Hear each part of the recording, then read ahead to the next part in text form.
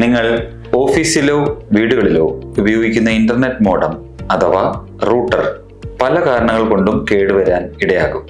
Modem ഉപയോഗിക്കുമ്പോൾ ശ്രദ്ധിക്കേണ്ട അടിസ്ഥാന കാര്യങ്ങളാണ് ഇനി പറയുന്നത്.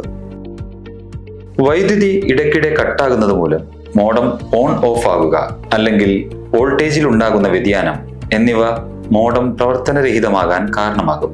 ലൂസായ കേബിൾ ഉപയോഗിക്കുന്നതും കേടായ അഡാപ്റ്റർ മോഡത്തിന് ഉപയോഗിക്കുന്നതും വൈദ്യുതി പ്രവാഹത്തിൽ മാറ്റങ്ങൾ സംഭവിക്കാൻ സാധ്യതയുള്ളതിനാൽ ഇത് മോഡത്തെ കാര്യമായി ബാധിക്കും.